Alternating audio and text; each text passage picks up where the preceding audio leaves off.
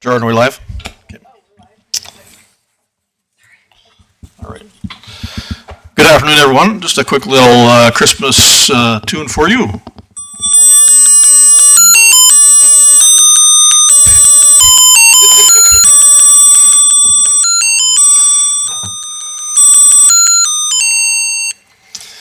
With that, here's wishing everyone a very Merry Christmas and a Happy New Year and all the best to the season. And welcome to the regular scheduled council meeting for December 20th, 2021. Call the meeting to order, please, and ask for an adoption of the agenda as presented.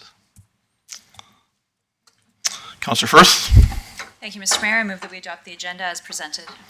Motion on the table. All in favor? Carried unanimously. Thank you. On to item 3.1, minutes and special meeting of council November 15th, 2021. Mr. Thibault. These are just the minutes from a special council meeting, November 15th, for council's consideration. All right, thank you. Any questions arising? Councillor Rudd? I move that we adopt the minutes of the special council meeting held on November 15th as presented. All right, thank you. Motion on the table. Any further discussion? All in favor? Carried unanimously. Thank you. On to item 3.2, minutes of the regular meeting of council November 22nd, 2021. Mr. Thibault. Again, just regular minutes from November 22nd for council's consideration. All right, thank you. Any questions arising? Councillor Bruin? Mr. Mayor, I make the motion that council adopts the minutes of the regular meeting of council held November 22nd, 2021 as presented. Thank you. Motion on the table. Any further discussion? All in favor? Carried unanimously. Thank you. No business arising from the minutes. Item 4.1, Sayah County, Kenya invitation to revisit. Mr. Thibault. Administration was asked to come back with some probable costs if we were to send folks off to our invitation to Sayah County. So administration has come back with those costs as indicated in the council package. Administration notes this is not a total cost. This is our best guess based on costs that we know of for sure.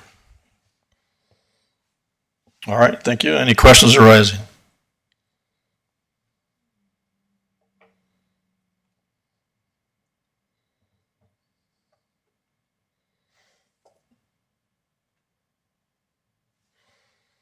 None whatsoever. Councillor McLean? Thank you, Mr. Mayor. I just had a question about our concerns with COVID. I know that was an option of like deferring it, but I was just curious how council felt about this. Like, I do think it's a good consideration, and I do think that this is something that we should consider, but I was just curious what council's thoughts were doing this based off of what's happening right now. Thanks. All right, thank you. Any comments, Councillor Bruin? Thank you, Mr. Mayor. I think with today's times, this is something we should either table for future meeting with COVID and everything else and the cost at this time. I don't think it's something council should really be considering. Although it's a great cause, I just think it's not really feasible. One person to be roughly $9,500, that's one person. And you're going to have to send at least two people. I really appreciate any effort we can make to help the people of Sayah, but I think at this time we should maybe put this on the back burner. All right, I think just to clarify, Mr. Thibault, the cost guesstimate was involving two members, was it not? It is inclusive of two people, Right. not inclusive of things like insurances, and this is just the travel costs. Right, okay, thank you. Councillor Rudd. I agree with what's been said here. It's a kind of a calamitous time, really, with the COVID and additionally, if you're following the news, there's politics going on in the neighboring countries there that are a little disconcerting as well, that may affect the travel into just about anywhere there. But I'm curious what happened. There was some discussion about a garbage truck Was there anything on that, anything further on that? I'm not sure Mr. Tebow would have any more information on that, or Mr. Shearer. I don't have anything additional. Historically, I think Gary may know a little more about what had happened. So we did, council asked to look at the cost for the transportation of that vehicle. At that time, there were about 45 to 50,000, but I would assume those have skyrocketed since. So you might be looking at 60,000 just to ship it there. So that would be at their cost. And I don't know how we'd even get to Vancouver Coast right now. So there's a whole bunch of things that need to happen ahead of time here. So that might be on the back burner for a while too. All right, thank you. And I guess regarding their other asks, they were looking for some information irrigation wise and or twinning was the one main request, I believe, right? And that came out way back in 2018 through that memorandum of understanding, right? Yep, that's correct. All right, so any other questions, comments, Councillor Sorensen? I like the alternative number one of just declining the invitation, which is for February, but asking if there's alternative dates and if we can perhaps do it in the future. So I'm not sure if what All right. everyone's comments are. Thank you. Any other comments related to that? Councillor Sorensen, you prepared to make a motion? Sure, I'll make a motion. Given the many unknowns at this time, in particular the ever-changing travel restrictions and international and domestic requirements related to COVID-19, Council regretfully and respectfully declines the invitation to visit Saia County, Kenya, extended by the Governor's Office at this time, and Council further requests administration to send correspondence to the Saia County, Kenya, inquiring if alternate dates can be determined for consideration of travel to Saia County, Kenya in the future. All right, thank you. Motion on the table. Any further discussion? All in favor? Carried unanimously. Thank you. On to bylaws item 5.1. Proposed procedural bylaw 14/2021, Mr. Tebow. Mr. Tebow is going to ask Ms. Carrie Van Ham to speak on this one. Administration was asked to come back with additional information with respect to Committee of the Whole. All right, thank you, Ms. Van Ham. Good afternoon, Council. This item is being brought back, like Mr. Tebow said, to provide additional information on Committee of the Whole and how it is used to Council. In your package, you'll find a report and administration's thoughts and recommendations and considerations for Council to review. So the research has been done based on best municipal practices and included. We've also been reviewing this particular bylaw for many months now, which gave administration the opportunity to review best practices on other levels from other municipal partners. What initially brought that opportunity was that administration had determined that there's a legislative change in the Municipal Government Act regarding public hearings, and it resulted in Council's current procedural bylaw 2018 no longer being in alignment with the current provincial legislation. And so Section 230 of the MGA states that when this or another enactment requires a public hearing to be held on a proposed bylaw or resolution, Council must conduct the public hearing during a regular or special meeting. So currently, it's held as a separate meeting prior to the Council meeting. And once we decide, once we find out that it is not in alignment with legislation, we need to bring that to your attention to have it considered to be righted at that point in time. So when we looked at our other municipal partners and their best practices, we also note some key additional proposed changes from what the current bylaw is to what this proposed bylaw is. So there's 4 areas that it was touched on as well. There's the reorganization of the sections, just in better to streamline the information and how it's flowing throughout the bylaw, easier to find. The second one is clarification to better imply that the procedural bylaw applies to all Council's authorized boards, committees, and commissions, which excludes the Taber Municipal Police Commission. So we sent it to all of our directors a while ago and just had them make sure that it brought into alignment what their boards are doing and had some kind of guidance as an overall. So also number 3 was the removal of the regular meeting of council prior to the municipal election, which is the first meeting in October, and that's during an election year only. So that was some discussion that had previously come up, and we put that in there for council's consideration. Also through COVID, we've noticed electronic participation during closed session. So there's been some talk about securing that down if you're participating electronically to ensure that you are the only person in the room if you're, sitting at your kitchen table or you're at an alternative location and participating that way. So those are the changes, and the other changes that we've kind of highlighted were, wording changes, and they're in the bylaw that is being proposed. So I'm available if you have any questions. All right, thank you, Councillor Beckering. Yeah, thank you, Mr. Mayor. I looked at this proposed procedural bylaw extensively, and somebody did a heck of a good job doing the research. I don't know who did. Did you do that, Carrie? Yeah, it was, we've been working on it with my team. Rayanne did a lot of the research as well on there, so yeah. Well, thank you. You did a tremendous job, Mr. Mayor. I'm prepared to make a motion. All right, thank you. Mr. Mayor, move that council gives first reading in the proposed procedural bylaw 14-2021 at this meeting. All right, thank you. Motion on the table. Any further discussion? All in favor? Carried unanimously, thank you.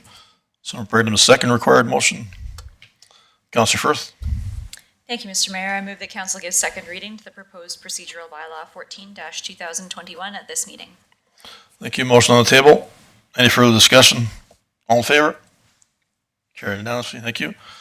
And someone prepared to make the third required motion? Councillor McLean. Thank you, Mr. Mayor. I propose that council unanimously agrees to proceed to the third and final reading to the proposed procedural bylaw 14-2021 at this meeting. Thank you. Motion on the table. Any further discussion? All in favor? Carried unanimously, thank you. Someone prepared to make the fourth required motion? Councillor Rudd. Make a motion the council gives third and final reading to proposed procedural bylaw 14-2021 at this meeting. Thank you. Motion on the table. Any further discussion? All in favor? Carried unanimously, thank you. And the fifth required motion. Someone so desires. Councillor Sorensen. I guess it's my turn. Thank you, Mr. Mayor. That council accepts administration's report on committee of the whole for information purposes. Thank you. Motion on the table. Any further discussion? All in favor? Carried unanimously, thank you. All right, on to item 5.2, proposed fee bylaw 25-2021. Mr. Thibault. We're going to have Mr. John Orwa speak on the fee bylaw. Right, thank you, Mr. Orwa. Good afternoon, His Worship and members of council. Good afternoon. So this is one of those bylaws that we revisit every year just to make sure that things are aligned with our long-term objectives, because that's the source of revenue. Now this year, most of the departments remains unchanged except Recreation Department, and I would request you just to go straight into the changes.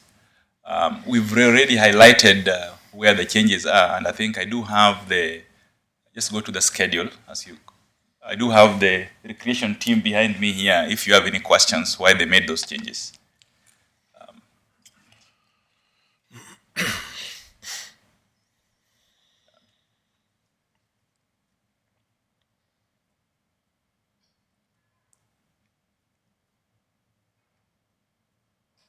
That's the first one. If you have any questions, and I think that's where we are having some reduction, because I think especially the drop-ins, they say have taken a really good hit with the pandemic. So the full price has been reduced by 50%, and I would like you to clarify if that is correct. So those are some of the changes. If you have any questions, then we can go to the next one. These are the ones they reduced by 50%. And then that's the second changes they are making. If you have any questions, what noon shiny means, they can clarify for you. And I think that is the next one. Those are the new ones. Maybe you want to speak about these ones because these are new actually. These ones were not originally there. I don't know who's coming to speak to the new ones. Good evening. Good So evening. for the Veteran Banner Project, this year was our first successful year with that, and we had $50 as the first banner price. But we are projecting that next year the prices are going to go up for those banners. I think we got a really, really good deal this year at $50 from our local Moonlight Graphics here in town, but $60 is what we're proposing for 2022 with a rehanging fee as well for $30. So anybody that had purchased this year can bring their banner back to us and we'll rehang it for them for $30. All right, thank you. Councillor Rudd. Is there, or could there be, should there be an opportunity for, to make some money on this? I don't know if it makes any money or not, but I'm just thinking in terms of donating. I mean, it's a good project and a lot of community pride, and is there an opportunity for that program to give back somewhere in the stream of things going on? Just, if the price was, I mean, still, those are pretty reasonable prices. And when I first heard of it, I thought that perhaps there'd be, it would be twice that, which would still be a good deal and a great opportunity for that expression of remembrance. So just wondering if that had been thought out, or if there's any possibility of that, of it being a profit and making a donation somewhere. So this year we did make a donation back to the Legion here in town. However, there are other groups as well that could be involved. One thing that we did discuss at the end of this year would be nice for the town to do a local project, say at the cemetery park downtown, if there's something that we could do to make that more vibrant, or at the cemetery to do something for the veterans out there, and go that route too. But nothing yet has been set in stone for 2022. So the opportunity is there to do a couple things. All right, thank you, Councillor Rudd. Yeah, then I suppose that $30 is all profit, if you will, the rehanging fee. And then that is being donated, or is it covering the costs to the town to go out and do that? I think it's probably a mixture of both, because there is that, the public workshop is helping us with hanging those banners, so that is the wages as well, that they're rehanging them and taking them down. I'm not 100% sure if we have decided what that $30 rehanging fee is going towards, or if it's just the purchase of the new banners and the profit that is made off of that gets donated back or put towards those projects. Okay, thank you. I'd support something like that, just so you know, for the record. Thank you. Thank you, Councillor Sorensen. I was just wondering if you know the life expectancy of the banners? So within the project this year, we said 5 years on the, we will keep, what's the word? Yeah, 5 years life expectancy, that we will make sure that we take care of that if there's any rips or tears within those 5 years, that'll be on us. Anything outside of those 5 years will be on them. We did have 2 this year that we did have to replace right off the hop because of the winds. But that is the way that the project works. All right, thank you. Just a clarification question. I know Mr. Tebow and I had some discussion. I had a number of questions about people trying to find where the signs were located. I know we didn't make an actual map type format, but we got some plan, or for sure, Mr. Tebow or Corey, in place that can be dealt with, so there isn't any difficulty for people trying to find their. That is definitely their, one thing that we brought banners. up this year Okay. between Megan, Brennan, and Emily, that hopefully next year we will come up with that walking tour guide of where your people are hanging and check them out. Okay, great, thank you. Councillor Beckert? Yeah, thank you, Mr. Mayor. No question for Corey. Other question, Mr. Orwa? Sure.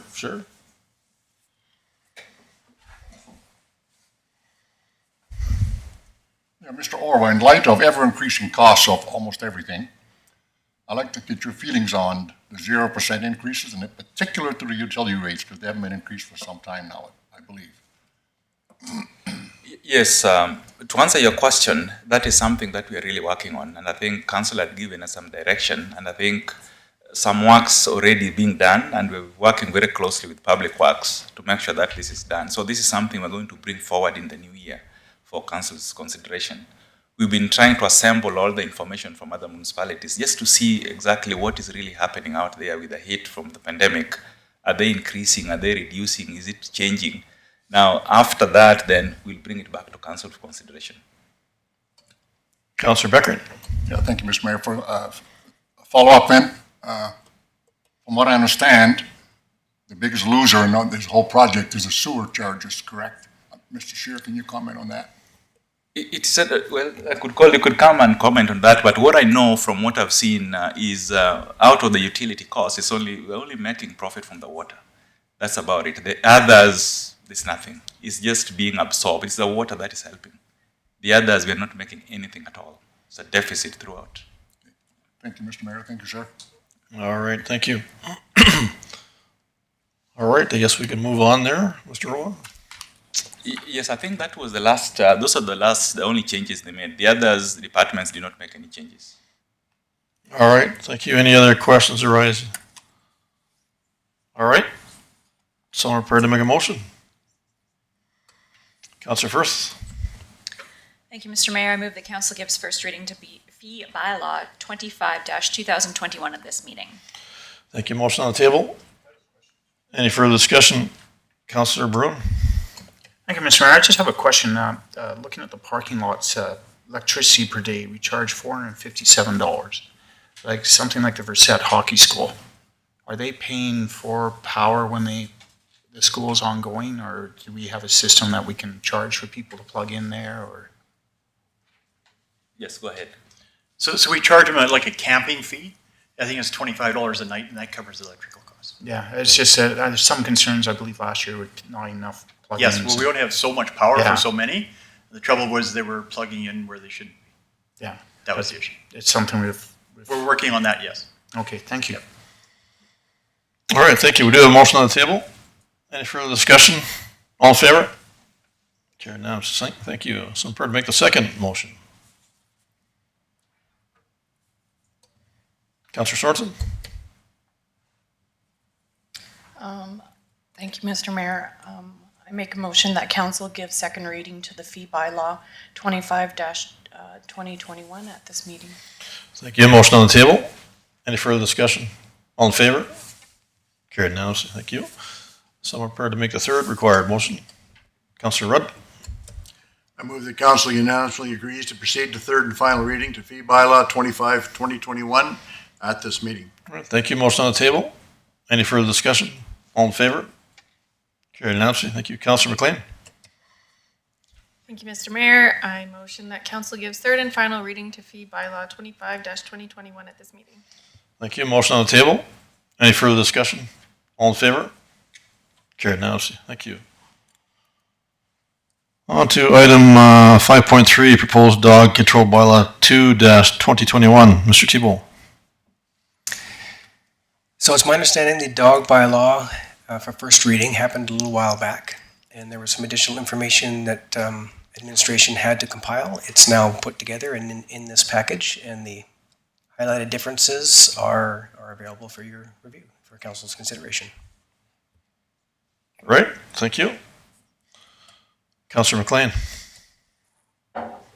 Thank you, Mr. Mayor. I just had a question about the definition of like a, what's it called? Once I find it, like an aggressive dog. It was just like if a dog chases a person, and I was like, so a dog can't be a dog?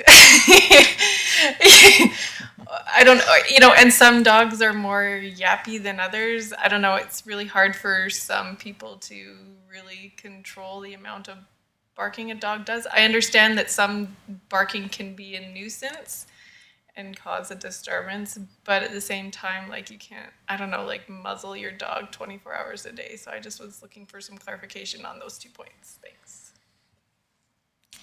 All right. Thank you to Mr. Thibault, or who were you directing that at? Yeah, sure, Mr. Tebow, thanks. I can speak to some of that. I did go back and watch the previous councils where Chief Abella came and spoke, and the aggressive dog section, from what I recall, was actually refined. It used to mention specific breeds of dogs, and now there was a committee that was put into place that requires certain people to be on it. I think that's actually part of the highlighted changes in Section 10. And it is a little more complex than just a dog that's barking or angry. The aggravated part needs to actually be established, so it's not an automatic aggressive dog just by virtue of being yappy, is my understanding. Right, thank you. Councillor Rudd. Just a comment, thank you, Mr. Mayor. On the aggressive dogs, to maybe shine some light on that question, from position of experience, you know it when you see it. And it's pretty obvious, and those investigations that are done are pretty thorough when making that determination before it even goes to the committee, making that decision, and I know a lot of work goes into it, and they get pretty definitive on it. So we're not picking on innocent dogs. All right, thank you. Councillor Bruin. Thank you, Mr. Mayor. We are not breed specific at all in this. We're not singling out any different breeds. This relates to all dogs, I understand. Just going from memory of that, I think that's kind of what we were making some of the changes there, not being so specific, a little more generic, I believe, Councillor, or Mr. Tebow, is that correct? From what I saw, all the breeds were removed in their entirety, and it's based on an assessment now, not necessarily because you have a certain breed of dog. That was a point of contention, and I think that came up in the public hearing portion that was then transferred into this bylaw. I think that was a good change because there's all different types of dogs and owners. So the other thing about the barking dogs, there's a point to when a barking dog is a nuisance. If you're sitting outside and the dog next door you barks all day, it's all right for a dog to bark, but consistent barking at night and all day, it's not really pleasant for the neighbors. So I think there should be something about consistent barking dogs, which I believe we've covered. Right, all right, thank you. Any other questions or anything? All right, someone prepared to make a motion? Councillor Rudd? Sorry, this was a discussion point, missed that. Sure, Just for administration's information on page 160 of the package, which outlines the fines and fees, and at 11.11, dog is spelled D-O-G. And I noticed that reading it, and then I looked at the previous iterations of the bylaw, and that's just kind of cut and pasted its way through the history. So just sort that out. Thanks. And at the same time, Mr. all Mayor, right, thank you, sure.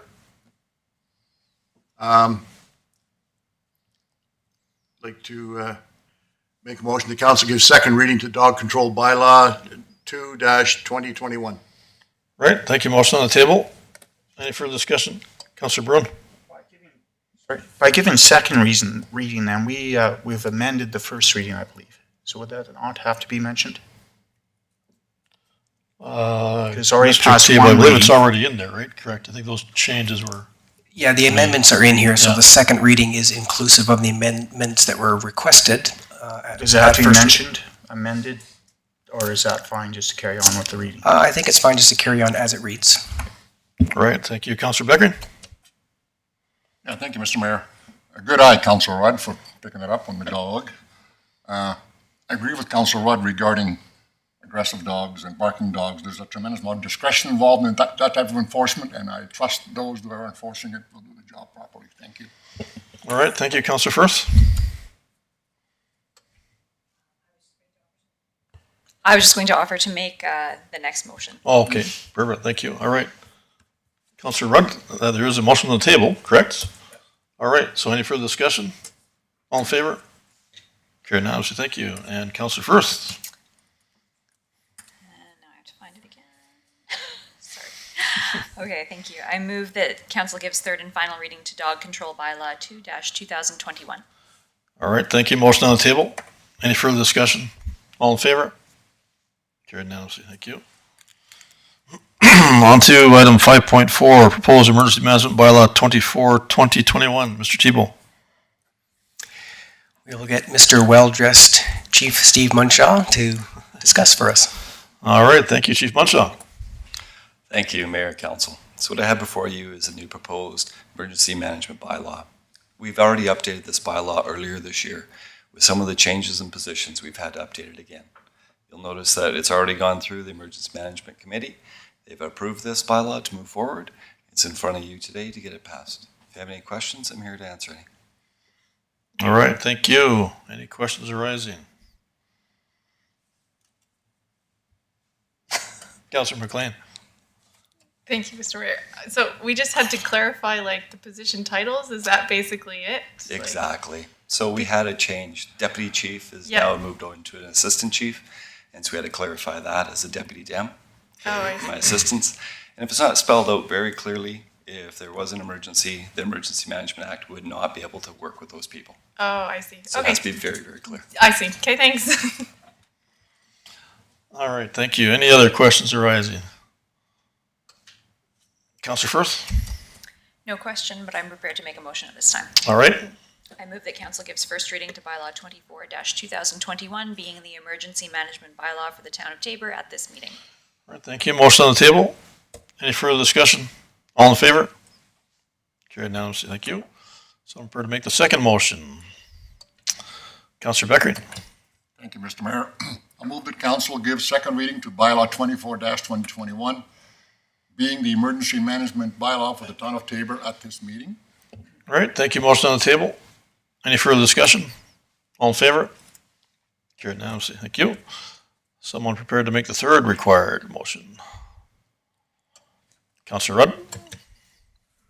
I'll move that council unanimously agrees to proceed with the third and final reading to bylaw 24-2021, being the emergency management bylaw for the town of Tabor at this meeting. All right, thank you. Motion on the table. Any further discussion? All in favor? Carried unanimously, thank you. Someone prepared to make the fourth required motion. Councilor Bruin. Thank you, Mr. Mayor. I'll make the motion that council gives third and final reading to 24-2021, being the emergency management bylaw for the town of Tabor at this meeting. All right, thank you. Councilor Sorensen, you have a question? So you're just chiming in? Okay, okay, fair enough. All right, thank you. Motion on the table. Any further discussion? All in favor? Carried unanimously, thank you. On to action items, 6.1, request for Town of Tabor participation, Tabor Community Action and Prevention Society. Mr. Tebow. So as mentioned in your package, there was an email request that came through from Mr. Ken Holst, and it's here for council's consideration to participate with TCAPs. All right, thank you. Any questions arising? Comments?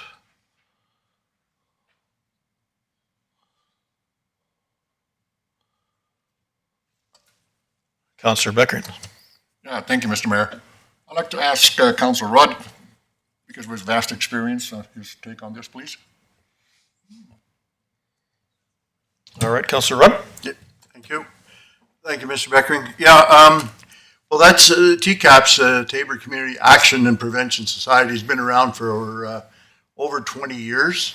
That society has existed and for various projects that came into being during the cocaine crisis, crack cocaine in Tabor. There was deaths, there was crime, there was mayhem in the streets, and all due to this pernicious drug. So there was an organization got together, and I think it was primarily driven by the police at the time to approach it from more than just an enforcement perspective and draw on the resources of the community. And so there was a community organized meeting, and out of that meeting came this society, and it was its main purpose was to combat that drug problem through a variety of social solutions, and which included a subcommittee called Tabor Community Against Drugs, and there were a number of programs implemented. There was education, treatment, and enforcement were the three-pronged approach. This community did the driving, was the driving force behind that, and that problem was solved. And it was no longer an issue, And those, some people went to jail, some people went to treatment, and most people slept well at night because of the work that was done. So we're pretty proud of that. I wasn't there for that time, can't take any credit for it, but I was involved with that society as a police chief, and found it most helpful, a good resource to call on, and a good the membership included all the community's advocacy committees or social committees, government committees, government departments, provincial. We're all involved as board members, and a variety of issues came forward to that group that were worked on from everyone's perspective. And it was kind of a multidisciplinary approach to community issues, and it continued being successful. And the group now is, and it became the governing board for the local victim service program that's operated out of the police station in Taber and supports both Taber and RCMP. And they've become the operational board to support that work that's done. They are the grant application body and governance body for victim services. And there's been a food project, there's been a youth activity project, any number of things that take place under the TCAPS banner. But what's always been absent is any participation from the town. Now, we've had town employees sit on it voluntarily in the past, which has been very helpful, but they're not really authorized from the town to be there. So I think TCAPS would benefit. There's a kind of a remodeling of the committee going on, and to be the driving force in the community for change. Recently, with the closure of the Alberta Works office here in Taber, TCAPS has taken that project on and advocating on behalf, to the government to reestablish that service.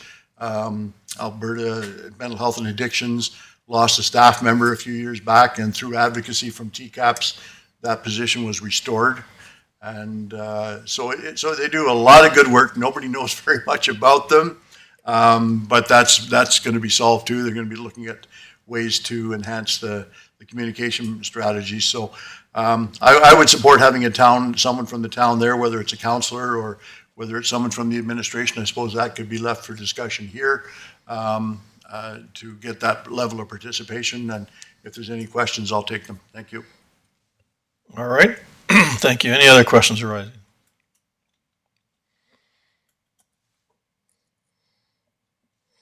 Just to clarify this, the same lettering acronym was, the TCAPS was originally Taber Crime and Abuse Prevention Society, correct, Councillor Rudd? And Yeah, I'm not sure yeah. what year that changed, but it's same letters, just some different wording Yes. attached to what it's evolved now, right? Okay. Yes, So- thank you. Thank you, Mr. Mayor and founding member. Sure, yeah. No, I was part of that originally for, 10 years or so, for sure, back then. So it's, it's been around from the original format anyway for quite some time. Councillor Beckert? Yeah, thank you, Mr. Mayor. I go back even a little further. It was called originally TCAD, Taber Community Against Drugs. That's what was its first original name, and it was incorporated within TCAPS. And given all that, Mr. Mayor, I support a council member sitting on the board, and because of Councillor Rudd's enthusiasm, I would certainly encourage him to put his name forward. And at the same time, might as well mention that Councillor Rudd and I sit on the Handy Bus Association. I don't know why there's two councils on there, so Alf can leave that one, he can join this one. All right, that's another story, another day, but, all right, Councillor Bruin? Thank you, Mr. Mayor. Councillor Rudd, you sit on the Victim Services Unit now, I believe? Yes, I do. I'm going to raise a point regarding that structure. I was just reading the letter from Mr. Holz that it would best not to have you fill dual roles. So would there be any conflict there, do you feel, or would it be fine? Because I think you'd be great on it, but I'm just reading the letter here. I was going to bring that up, Mr. Bruin. Thank you. And to Mr. Mayor, I think there may be a conflict. I work for TCAPS. They're my board of governance. I answer to them. I'm their employee. And because of my previous involvement and when I'm in the room, it's difficult to get that hat off your head. So I could see it may be problematic, especially if we're going to be, dealing with money and raising my pay. Just to clarify, this is, was it a 10 meeting a year? It's a monthly meeting other than the summer, right? I believe. Yes, much like council. Yeah. Okay, all right. Okay, any other questions, comments? All in agreement with Councillor Rudd's and/or? Just one more thing, Councillor Mr. Becker? Mayor, the meetings Yes. are at 1:00. Oh, they're afternoon In the meetings, afternoon. oh, I think okay. it's the third Thursday at 1:00, so if that might help. All right, thank you, Councillor Brown. Just so I understand, so Mr. Councilor Rudd, you probably shouldn't sit on this. No, so we'd have to nominate somewhere else, I would think, and I'd put any one of you up on to that task.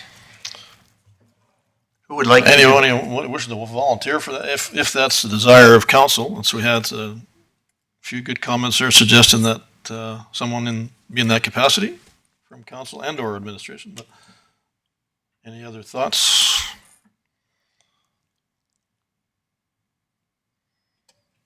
Councillor Sorensen? Perhaps we'll have some time. Can we table this and perhaps look at our schedules and see what would work best? Yeah, we can certainly do that. That's not a big problem, I don't think, Mr. Thibault. I think administration would be more comfortable with a motion that has this come back and get To say decided. that for the January meeting. All right, just keeping in mind that that's 1:00. What's the day on that? Third Thursday. Yeah. Third Thursday, okay. 2-hour meeting, 1:00 to 3 p.m. All right. Okay, with that, Councillor Soares, do you wish to make a motion in that regard? Can I make a motion to move this decision to the January? Is that what I was supposed to do? Sorry. Yeah, basically, Yeah. I'm not Yeah, quite sure what the date is, but We can bring it back up on our January meeting. Typically with these types of things at the beginning of the year, we have those organizational meetings, and then Mr. Mayor can have those discussions and bring it back to administration at the next meeting. Yeah, just to yeah, have just the to date. say, so organizationally, this would be something new, but, and I can certainly have some discussion with others as well before that, if that's suitable as well. Okay, Councillor Becker? Yeah, thank you, Mr. Mayor. I think the proper way to do is to make a motion to refer as opposed to move. Refer is probably the proper word. To any of the two meetings in January, I would suggest, maybe not the first one, but perhaps the second one, but that's up to Council Sorensen.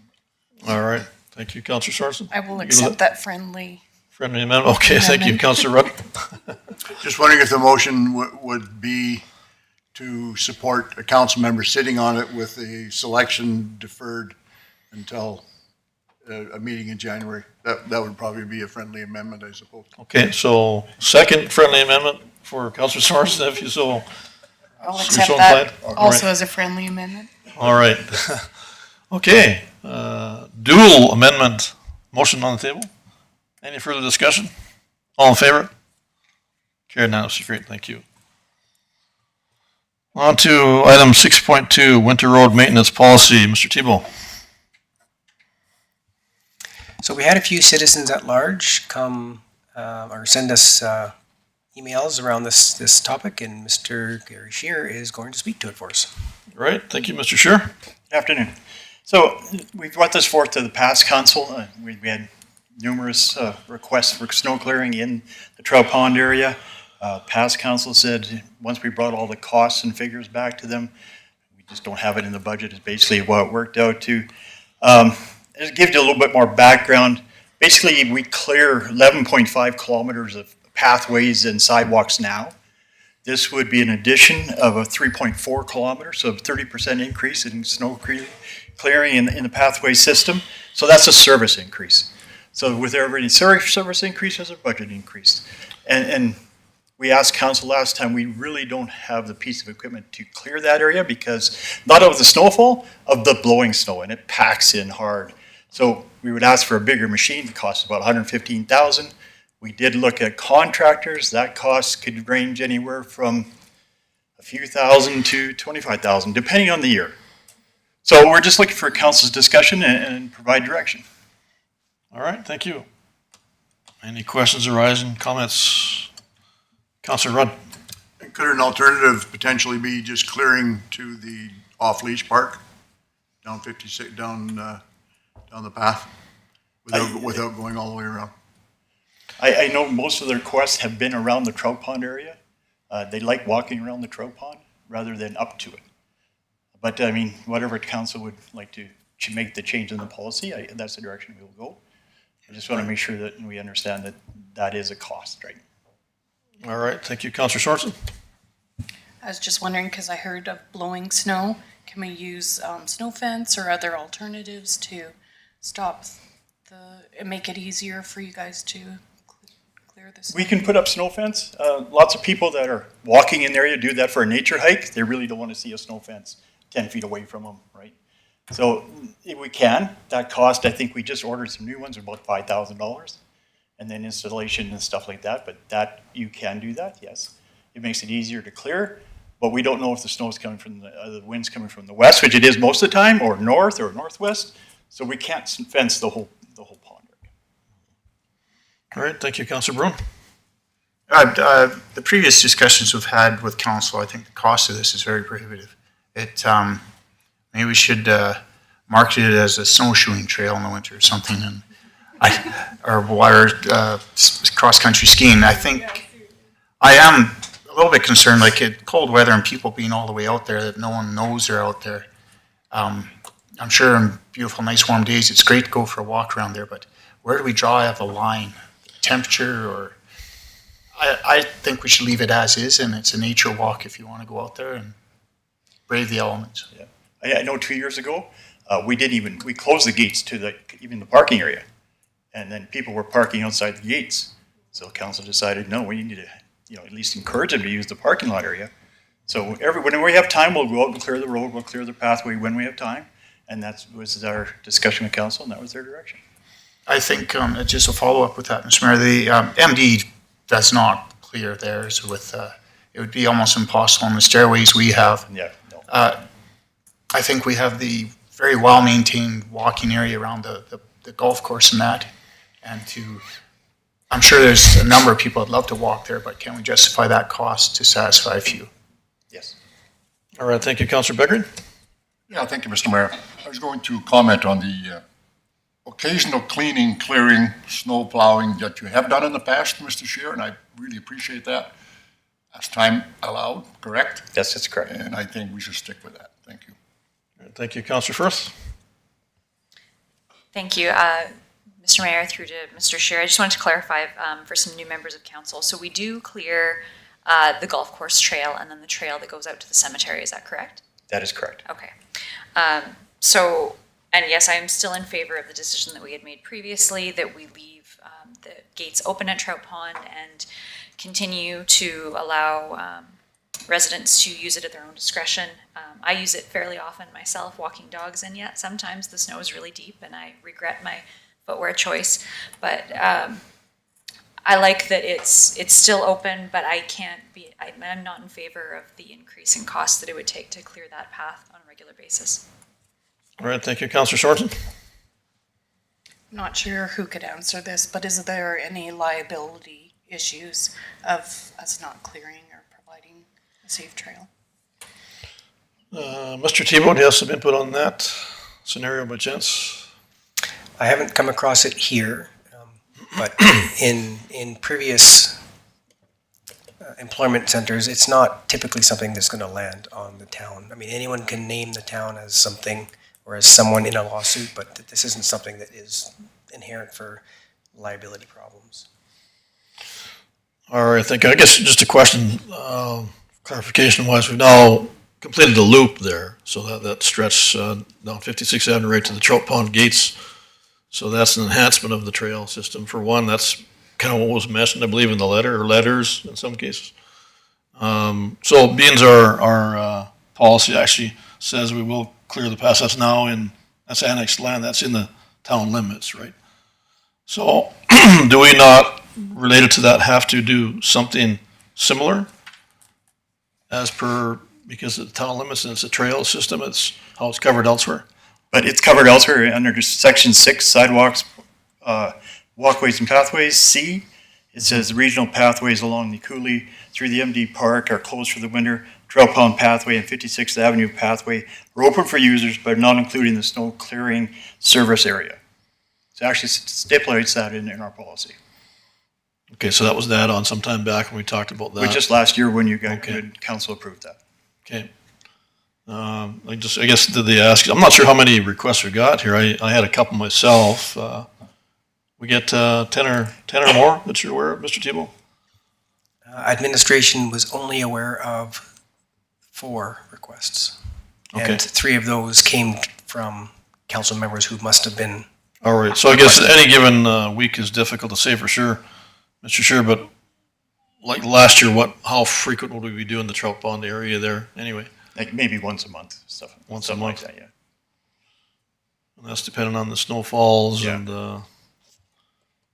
yeah, that makes it kind of difficult, but I guess it's, again, it didn't work trying to close it off. People were going to the gate anyway and walking in, so I don't know. To me, there needs to be some kind of enhancement of the clearing, being as we've now completed that loop for usage for all to make use of. Councilor Rudd? I thank you for the information. I've listened with interest and learned something here today. So I think this is going to be an issue that probably, if left as is, would probably be okay for now, but we're going to be experiencing growth in that area. As that 56 and North fills in and Meadows opens and fills in, and it'll probably come back. But then we'd be in a much better position to manage it at that point. But to me, this is like a budget discussion, and where do you want to see your service level? Yeah, true, but again, it's usership involved, and because we've now enhanced the system, the trail system, it's there's more availability and more expectations, I think. So I guess we're just trying to come to some kind of middle ground overall, if that's at all possible. But I don't know, Mr. Tebow, any other suggestions your end there? I would tend to lean with Mr. Scheer. It probably is a budget discussion that we need to have. We will be as diligent as we can with what we've got. The season will sort of dictate how well that goes for us, but we are feeling the pressures. We are thinking that there is a budget discussion required to enhance that level of service. Yeah, right. Again, as Councilor Firth indicated, walking out the now newly completed path, 56th Avenue to the Trout Pond entrance, and even beyond, you're going around the trail yourself, or the pond yourself, okay? So I think a number of people are doing the same, and I think that's only increasing. So I think it's important to deal with for future consideration sooner than later. All right, so with that, I want a motion in that regard to discuss that at some point in the budgetary context. Councilor Beckering? Yeah, thank you, Mr. Mayor. I'll make a motion to refer this particular issue to the budget considerations for 2022. All right, thank you. Motion on the table. Any further discussion? All in favor? Carried unanimously. Thank you. On to item 6.3, Southern Regional Stormwater Drainage Committee. Mr. Tebow.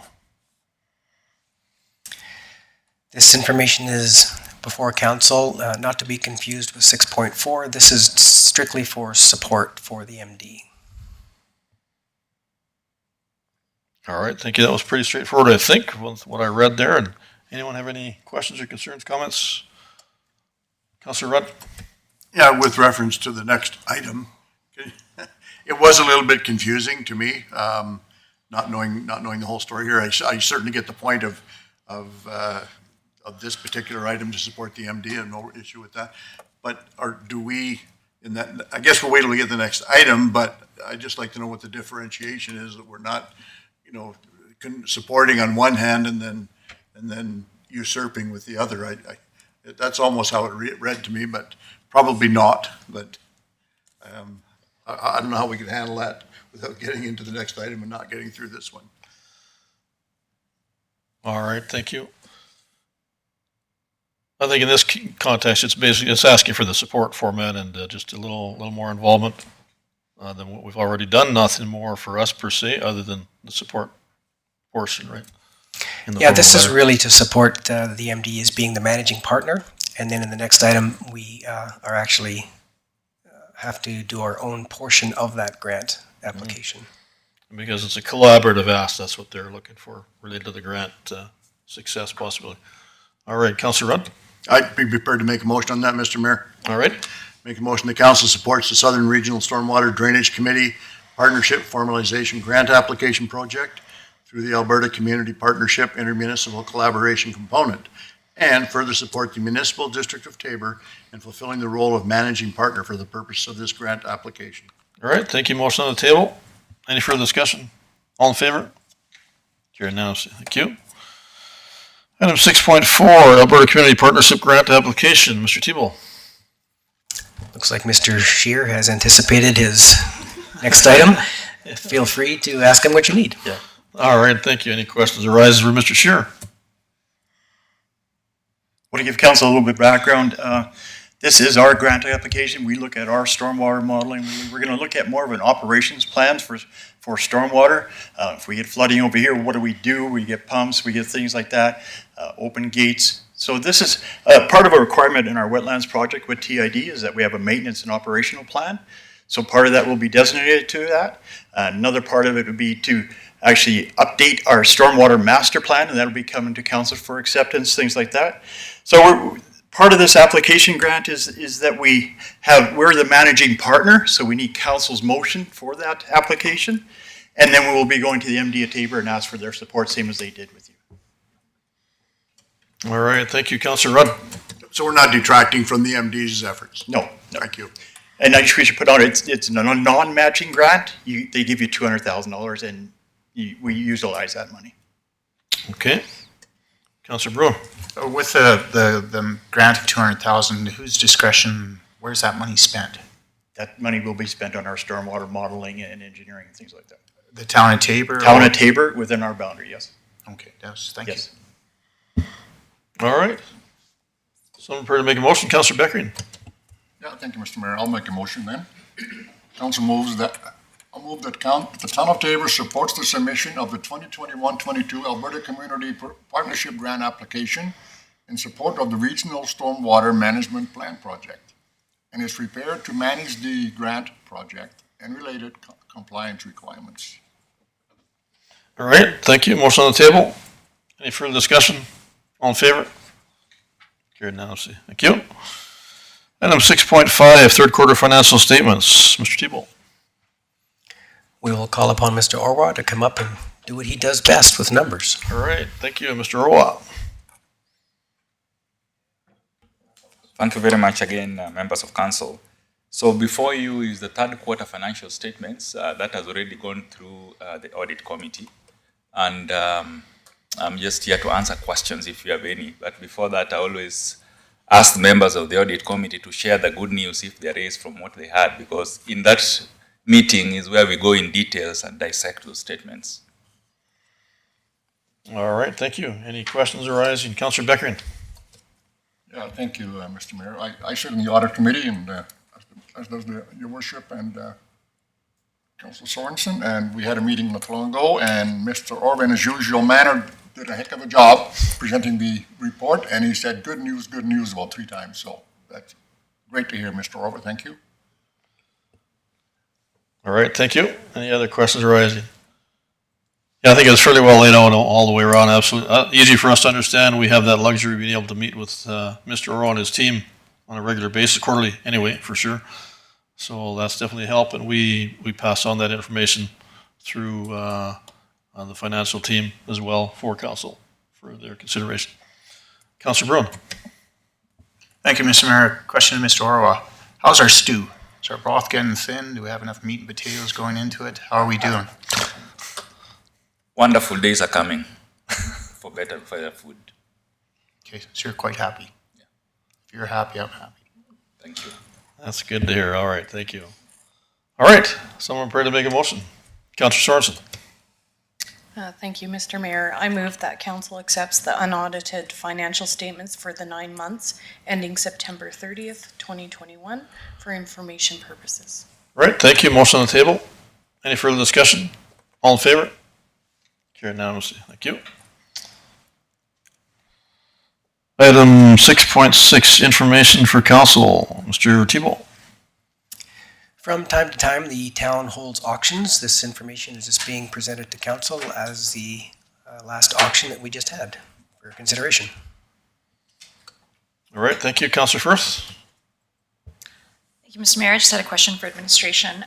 Where do the proceeds of this go? Does it just go into capital reserves? I don't want to speak on Mr. Orwa's behalf, and I'd be guessing, so I'll let Mr. Orwa.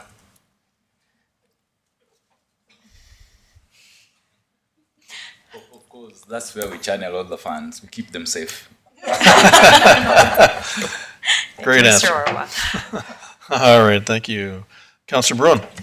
Thank you, Mr. Mayor. Looking at the numbers here, we had a very good sale. It did very good. Very happy with the numbers we got for some of that equipment. So good job. And I understand it was more than we were actually expecting, Mr. Scheer. Great, good, thank you. Councillor Sorensen? That was my question. Okay. Was at what was actual and what was your estimate for this proceeds? Well, we actually probably doubled what we thought we would get, so we did very well. Great, all right. Well, thanks to the team's auction, which did a great job of ensuring that it was advertised properly, and it was a good run for auction for them. It was excellent. Well, if we're making more money, they're making more money, so everybody's happy. All right, thank you. Councillor Bickering? Asked and answered, Mr. Mayor. Thank you. Thank you. All right, someone prepared to make a motion for information purposes. Councillor Firth? Thank you, Mr. Mayor. I move that council accepts the material received in this agenda item as information. All right, thank you. Motion on the table. Any further discussion? All in favor? Carried unanimously. Thank you. On to item 6.7, department reports. We'll go through those individually. If there's any questions, just stop me accordingly, please. We will carry on with that. First off is Recreation Department report, Human Resources report, Finance Department report, Fire Department report, Administrative Services report. Councillor Rudd? Yeah, I think I've had a question for the well-turned-out chief. Let me just find it here. We're talking about the your participation in the. Oh yeah, here it is. You mentioned about your participation with the Core Competency Committee, working with the Alberta Fire Chiefs Association, and I think my question just is. How difficult are you finding that work, balancing between the smaller departments with lesser capacity in the large department, who can afford to have core competencies that are a standard plus? You know, how's that going at the table, and how are you doing there for representing the Tabor type departments? Mr. Mayor, through to Councillor Rudd. That is a very challenging situation. The core competency is being based around OH&S, meaning that a firefighter is meant to challenge and be trained to a certain level, whatever level they are asked to do, the service level. The core competency group was built to monitor groups of 20,000 people or less communities, meeting those minimum requirements, but not let alone going to school to achieve the high expectation of a degree or a diploma in those areas, hitting the minimum requirements, making sure that other areas weren't being over-asked of their levels of service in some communities. We're moving forward in this next year to work with OH&S to gain more funding. So at this point in time, we've been supported by $300,000 by two groups, one being the Office of Fire Commissioner and the other group by the Alberta Fire Chiefs Association. The next step is to move for future funding and future support for it to move forward, and hopefully some other person's hat or ring. All right, thank you. Follow up? Sure. Yeah, it is challenging. I was expecting a brilliant answer. So I know of the terrain you speak of. So good job. And so did I understand then that there's you're just representing for communities under 20,000, establishing competencies for that? Okay. Yeah, so, correct. So that goes a long way to solving that issue. So Taking a smaller bite of the elephant this time. exactly. No, thank you very much. Thank you. All right, thank you. On to administrative service reports. Engineering and Public Works report. Public Works, Councilor Bruin. A question here, Mr. Mayor, and we are not charging for demolition tippage at the dump yet. We're still, if someone demolishes a building, they can take it to the dump at no charge. So I think you're referring to the one, houses that Yes. have been, no, we don't charge. So we changed that, I believe, last year or something Last year, about that. that's So correct, yes. there's no dump fees for demolitions if you're removing an old building. Infills, they were called. Infills, yes. Okay, thank you. Just want to clarify that. Thank you. All right, Public Works, Treatment Facilities report. Plan and Economic Development reports. Councilor Sorensen. I'm not sure if anyone's representing planning and economic development, but I just wanted more information in regards to Rural Roots Initiative. I'm not sure if anyone here. Mr. Tebow. Unfortunately, there is no one here, and I don't have the wherewithal to speak to it, so I would have to come back with whatever information that you're looking for. Sorry, what? I didn't catch that question, Councilor Sorensen. It just said had an information meeting with the Rural Roots Initiative about virtual co-op opportunities. I see, okay. So I just wanted a bit more information. We need somebody out of the department to clarify. Right, okay. I can wait. All right, thank you. Councilor McLean. Thank you, Mr. Mayor. I just had a question also within the planning and economic development about the last point in discussions to negotiate and obtain an ancient bison skeleton that was found near Tabor. I'm just curious as to why we're trying to obtain such skeleton and for what purpose? Thank you. All right. You want to answer that, or I can speak to that as well, but. I'll take a stab at it first and correct me where I'm off base. Sure. So there's a history lesson to this one, from what I understand. There was something initiated, I think, in 2016, initiated by, I'm not sure if it was Mr. Mayor or if it was a council of the day, and there was a fairly historic, large-sized bison specimen that was found inside the town of Tabor. I forget the actual location. Mr. Mayor might know it. And it had ended up in a museum in Drumheller. It's not in the Tyrrell Museum, but there is another museum in Drumheller. Those folks are looking to retire, and so we've been sort of searching for information as to what it might cost to get that display back in Tabor and get that bison that was found in Tabor back in Tabor. Yeah, just to clarify, that's accurate. A gentleman from Drumheller there has done a couple of presentations on that, knowing the history there, and we've had at least 2 different presentations here, previous council, and with that information. So, and it's not just your standard buffalo. It is a large buffalo. It's half again the size of standard buffaloes we're used to.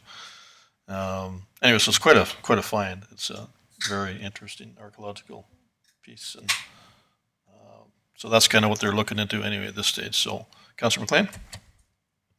So we're just looking to put it into like our museum kind of thing. Is that the point of it, basically? Just. I would say location is undetermined. Oh, I There's see. definitely been some discussion around it. Yeah. And the foyer was one of the discussions of this building. Oh, okay, cool. Yeah. Okay, thank you. Councilor Rudd. Yeah, just a question on the Public Works, engineering Public Works. What is the MCCAC? This is in relation to Municipal Energy Management Program.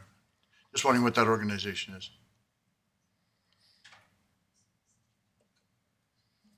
So I know your energy manager is working towards more energy efficiencies. So he's working at all sorts of grants, implementations, all sort of aspects of that. So that's in his realm, but I would have to get him to come back and explain a little bit more of that. Oh, sorry. This is who pays his funding, okay? So we got a grant for his position, it just hit me, and they pay 8% of his salary. So we go through a quarterly review with them and him to ensure he's being effective in his job. And yes, he's doing a great job, so they're good with it. So if they're giving us money, They're I giving guess it us doesn't money, matter what yes. the acronym stands for. That's right. We're getting money. All right, thank you. Councilor First. Thank you, Mr. Mayor. Actually, I was just going to clarify that for Councilor Rudd. It's the Municipal Climate Change Action Center. Yes. I Googled it. All right, thank you. Counselor Bruin. Speaking of that, how is our generator station running at the arena there? The diesel gen set, and how's that? The chip program. How's that going? Thumbs up? Is it making us money? Two thumbs up, good. I haven't heard much about that and if everything's going well.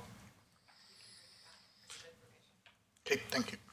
Okay, the last on the list is the CAO Department Report. All right, no other questions. Someone prepared to make a motion for information purposes? Counselor Rudd? Make a motion the council accepts the department reports for information. All right, thank you. Motion on the table. All in favor?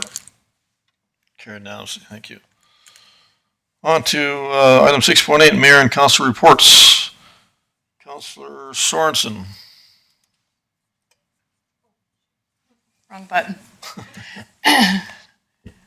So I sat on the audit committee, so I attended that meeting with Mr. Orwa.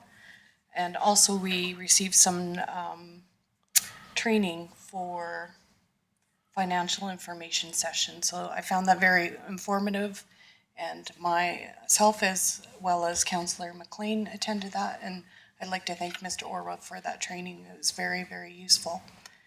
I also sat and attended the police commission meeting, and I am now sitting on the police review or the policy review committee for that, and that's going well.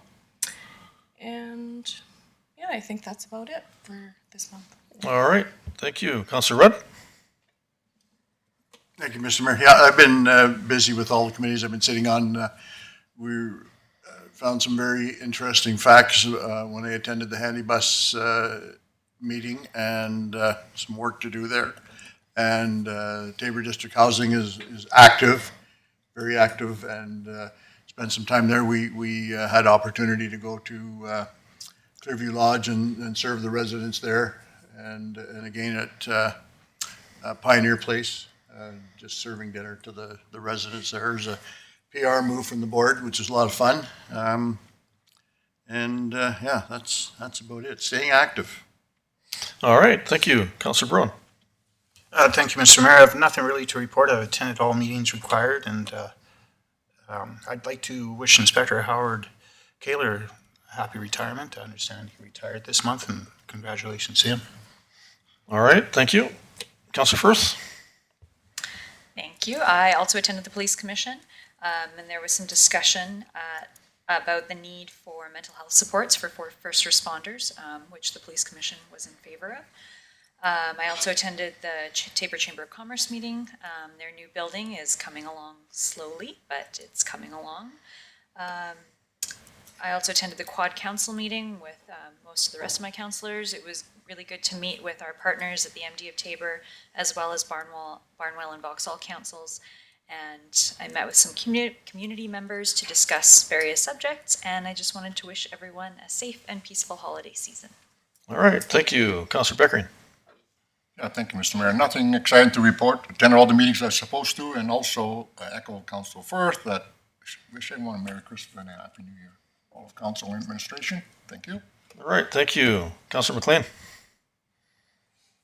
Thank you, Mr. Mayor. I don't have anything significant to report either. I was able to attend almost all of the meetings except one due to a family health problem, but other than that, I am looking forward to 2022, and yeah, wish everyone a Merry Christmas and a Happy New Year. All right, thank you. For myself, I've attended a variety of meetings as well there, and attended a variety of meetings to swear in new people to the individual boards and committees, and sat in on those meetings as well. Met with Mr. Tebow on a number of occasions, as well as dealt with required document signing, and some couple of school tours for the council chambers, grade 6 classes that were fun and informative for the young kids that are very up on the municipal government, provincial government, federal government, et cetera. So they're learning more so than I've ever seen before in the school system, which is great to see for our youth going forward. I also was invited to the Clearview Lodge Christmas get-together, and nice dinner we had there, and a lot of fun with all the residents and all the volunteers. Councillor Rudd was there as well. Councillor Mianagi from the MD and a variety of other volunteers from the boards, et cetera. And Mr. and Mrs. Claus helped with the gift, passing out of the gifts with the residents there, and had a lot of fun with them as well. That was a very well done event there. And once again, wish everybody else a very Merry Christmas and Happy New Year. Thank you so much for a great 2021. Looking forward to even better 2022. With that, was somebody prepared to make a motion for information purposes? Councillor Beckering. Thank you, Mr. Mayor. I'll move the council accepts the mayor and council's reports for information. Motion on the table. Any further discussion? All in favor? Carried unanimously. Thank you. On to item 6.9, standing item council requests. Mr. Tebow. So these are the standing items that we have. We've got a completed one up on the screen. The other two mentioned are still in progress. I did write down to bring back information for the generator at the pool that Mr. Bruin had mentioned for next time, and the rural routes for Councillor Sorensen for next time. And the floor is open for yourselves. All right, thank you. Any standing item requests? Councillor Firth. Thank you, Mr. Mayor. I have had some comments from residents about the lack of street lighting in the residential areas of our town. That it's very dark in town, and I don't know how I never noticed it before, but I've been walking around with my dogs at night, and it is very dark on some streets. I noticed some blocks have one street light for the whole block. And depending where trees are placed, it can be very, very dark on a lot of streets, especially if people have their house lights off. And so some of the concerns that residents raised was that it could be a potential safety issue, and just that. So I wondered if my intent was to send it to administration to perhaps, I don't know how that works, to investigate dark areas of town and the potential for more lighting. Yeah, I think I can address some of that. Thank you, Councillor Firth. I did have a concern about the extreme south side, 30th Avenue area. It was very dark, and I had inquired about that to Mr. Tebow, and since passed on information that's been looked into further as far as the lighting in that area, but I don't know if other areas came up as well that were being explored or not, Mr. Tebow. This part of administration is not aware of any additional areas. We would probably have to defer to Mr. Scheer, and we would be dealing with Fortis. I know that there is such thing as a street lighting standard, and I don't know where the entirety of the town sits on that street lighting standard based on history. Maybe Mr. Scheer could speak better to that. Yeah, just a clarification question on that also. We did this, I don't know, 2-3 years ago, I think, Mr. Scheer, we did the whole changeover format. Yeah, And was not Fortis supposed to do that evaluation at that time? They to did make an sure? evaluation. Yeah. It never came to council, that I believe. But we can bring it, we're going through that process now, because we had heard through this, that we are looking at street lighting in the south side, and there'll be costs associated with that, when they can do it. But we will bring in that sometime in a couple of months. We are in contact with Fortis right now over that whole program. So it'll take us a couple of months to get that information together and bring it to council. Okay, perfect. That suffice there, Councillor Firth, in that regard at this stage? Okay, thank you. Councillor McLean? Sorry, I just have a follow-up question too, and some other things.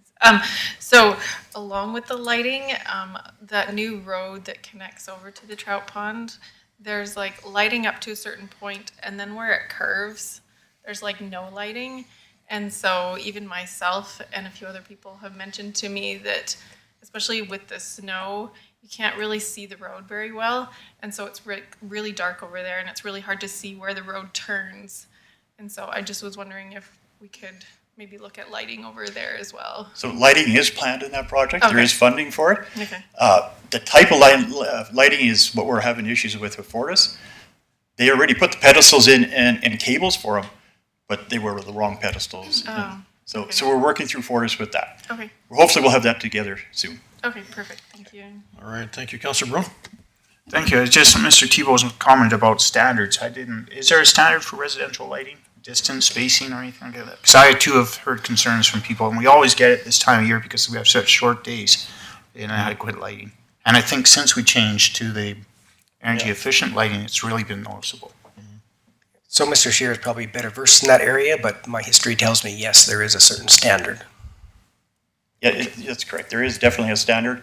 Do you have to abide by it? No, the town can sign off and say, that's all we can give you, that's all the lighting we can have. But there are standards, yes. All right, thank you, Councillor Sorensen. Sorry, Mr. Shearer, you're getting picked on today. I was just wondering if you could give us an update on the walking trail around the golf course and the lighting. Oh, I believe it is complete. There have been, we actually had a compliment on that, and they really liked it, and it was very safe, and thank the town for moving forward, and thank council for that. Yes. Yeah, I And just thanks wanted to share Fortis that. for coming forth and really funding most of the project. Yeah, right. Great. Councillor McLean? Thank you, Mr. Mayor. I have another question. Since we have changed the law on people that are employed by the town can live outside of the town or management or something, I'm just curious if we still pay money on recruitment and headhunting for those positions, or because we have access to more surrounding areas that we can then keep recruitment in-house, or are we still trying to outsource that? All right, Mr. Tebow? There hasn't been a recruitment take place since that change was made. But my intention was, now that we have a full-time HR person, that we would do as much in-house as possible. We wouldn't go out too often unless something in-house actually failed and we couldn't recruit someone. Then we may pay a cost to go external. But ideally, we'd like to stick internal with the initial requests for that. All right, thank you. Any other standing item requests whatsoever? Councillor Firth? It wasn't a request. I just wanted to thank Chief Munshaw and his members for the Lights Ablaze event, for his members for volunteering their time. I think it was a great event, and it's fun for the community every year. Thanks. All right, thank you. Anything else arising? No motions to be made on what we've discussed, I don't believe. Correct, Mr. Tebow?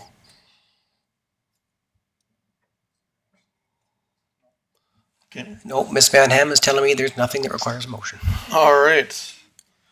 Thank you. Then is Chief Munshot, is he still close by, or is he just taking a call there?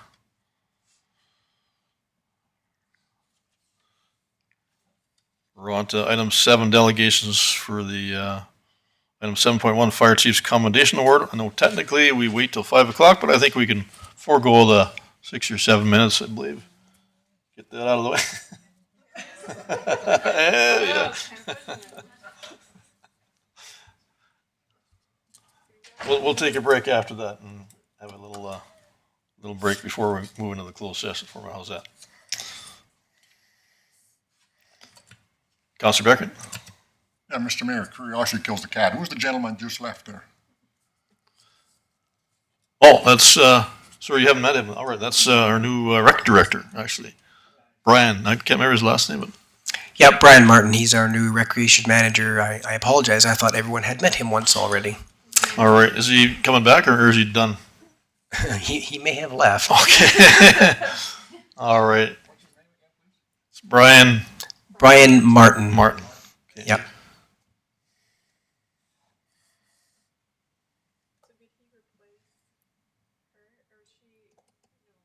She was, Corey was looking after things while there was not anyone in that position.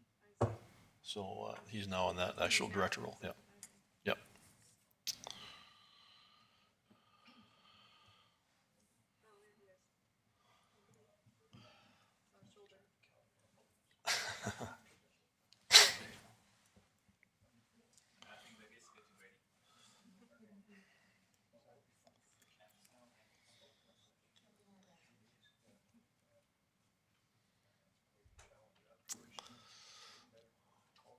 Here's the Economic Development Office.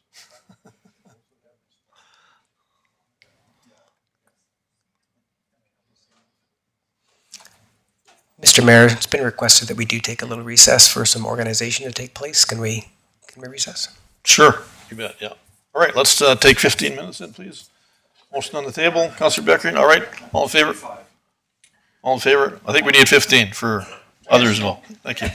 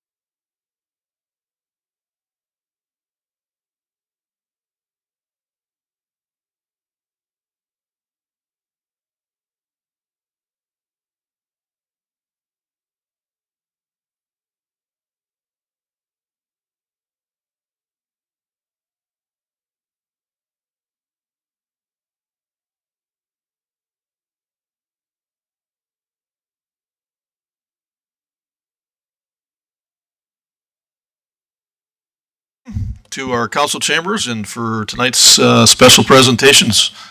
And we will go next with the item 7.1 Fire Chief's Accommodation Award. Mr. Tebow? Again, we've got Mr. Chief Steve Munshaw here to do the presentation for us. Absolutely. Chief Munshaw. Thank you very much, ladies and gentlemen, council, honored guests with us today. I'm very proud and pleasure to be standing here before you today. As we approach the holiday season, where everyone is spending time with their families and thinking of all the things that make them grateful, the Taber Fire Department wants to recognize something that makes us and emergency responders grateful. The everyday citizen that takes it upon themselves to perform acts of courage. While emergency responders hope that we can always respond to everyday emergencies, we know that there is often times when the private citizen will be the first on scene. As emergency responders, we always hope to see citizens who will have the courage to help when others are in need.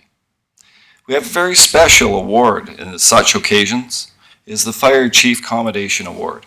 This award is given to people that step up in an extraordinary way to help others. In our 115-year history in the Taber Fire Department, we've been given out this award a very few times. We would like to increase that number today. On October 16th and October 25th, the Taber Department saw such individuals step up and show exemplary courage to help others in need. With Council's permission, I would like to start with the recipients of this award from the incident of October 16th, 2021, and then proceed the recipients for October 25th to 21. On October the 16th, at the Curling Club, 4 members of the public attended to an individual who was experiencing a cardiac event. The courageous act of Stephanie Becky, Justin Klingman, Kevin Leahy, and Lace Lutz all resulted in delivery of an AED at the Curling Club. And CPR being administered to Mr. Dave Wilkins is in the room today, and thanks to these 4 individuals, living doubt that there is courage that saved the day of his life. Mr. Wilkins, would you please join me to hand out this awards today? As well, I'd like to ask his daughter to come up and say just a few words, she's asked.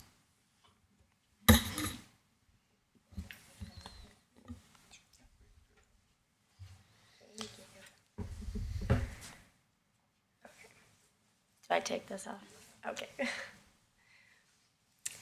I would like to start off by giving a warm thank you to everyone who has come out with us to be with us tonight. For some of you that might not know me, I am Tracy and Dave's daughter, and I'm honored to be standing here tonight to deliver a message on behalf of my family and I. The love and support that this community gave to my family through this jarring time was and is still remarkable, and I think there's a kind of privilege that at times we take for granted when growing up in a small rural community like Taber. It's that warm security and familiarity of the people that are around you, and it's especially recognized when a person or a family in the community goes through a tragic life experience. That is when the community comes together to help build the pieces that have been broken in a home, and that is what I'm here to recognize. The pieces that you each helped build back up through your bravery, love, and constant support. This community's unity is what helped to recover and heal my family, and I would like to specifically recognize the acts that my family will forever be grateful for. To Kevin and Justin for your bravery to step up and perform CPR until the ambulance arrived. Thank you. To Lace and Stephanie for acting on your feet and using your skills and knowledge in the time of need. Thank you. To all staff members at the Taber Fire Department, EMT, and the Taber, Lethbridge, and Calgary Hospital for their devoted attention, patience, and understanding. Thank you. To Kim, Tony, and Hollis for being the strength that my mom needed that day and never leaving her side. Thank you. To my Aunt Deb for driving my mom to Calgary so she could be at the hospital with Dave. Thank you. To Brian Slomp, a coworker of Dave's, for being there on the release date to pick Dave up and drive him home. Thank you. To all the people that stopped by to deliver food, their love, just a simple smile or a prayer to my mom or Dave, thank you. To this entire community for constantly showing their love and care through consistently checking in on Dave's recovery, thank you. And to anyone I might have missed who was involved supporting my family that day, thank you. I understand that these thank yous don't compare to the acts of care that took place on that day, and there isn't a way for us to show how grateful and appreciative we are of all the love and support each one of you gave to my family. But I want to assure you that you will all be remembered for building the bricks back onto the Wilkins house and carrying us through this stressful time.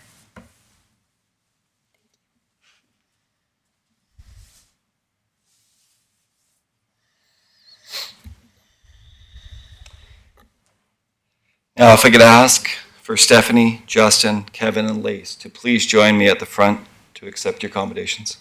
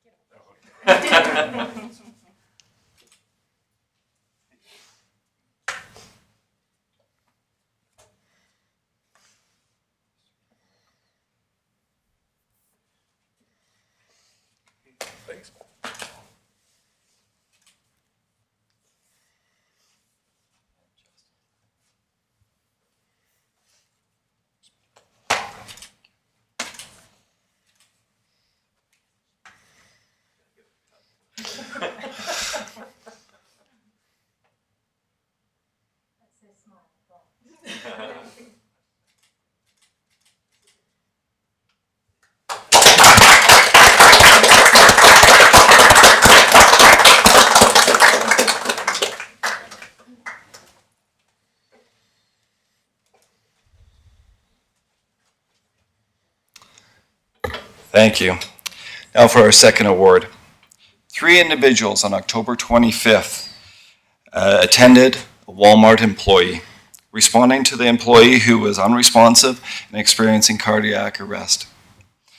The quick actions and response of Kendra Day, Janice Head, and Dylan Frost resulted in that patient receiving emergency medical care till the fire department and EMS arrived. This individual is alive today because of their courageous actions and their life-saving skills. I'd like to now call on Kendra, Janice, and Dylan to come forward and receive the Fire Chief's Commendation Award.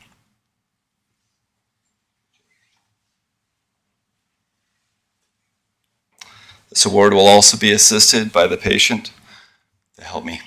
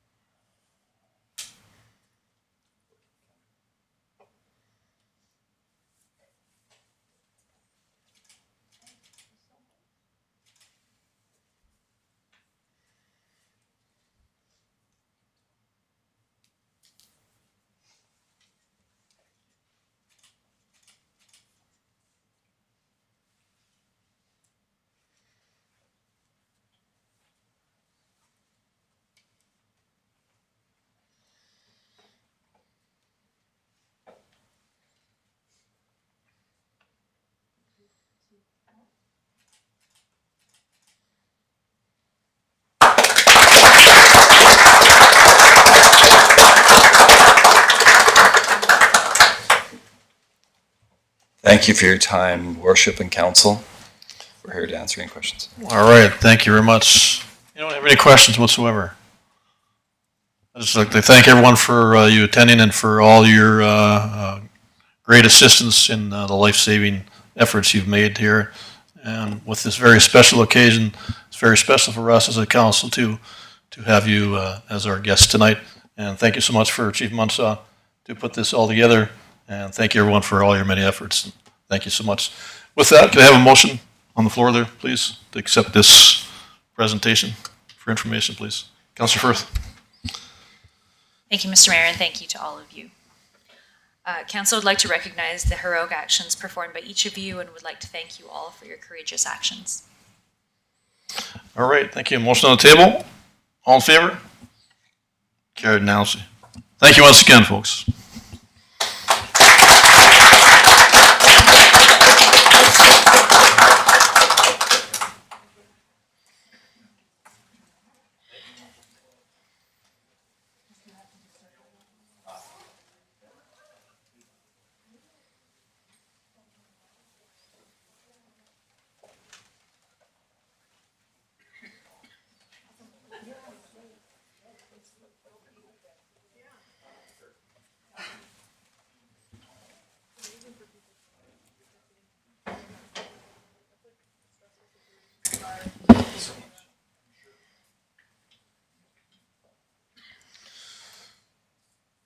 All right, with that, all that's left now is meeting inquiries. Any meeting inquiries that we're aware of? Mr. Tebow? There are no media inquiries. All right, thank you. With that, ask for a motion to move into closed session, please. Councilor McLean? Thank you, Mr. Mayor. I move that we go into closed session. Motion on the table. All in favor? Carried unanimously. Thank you.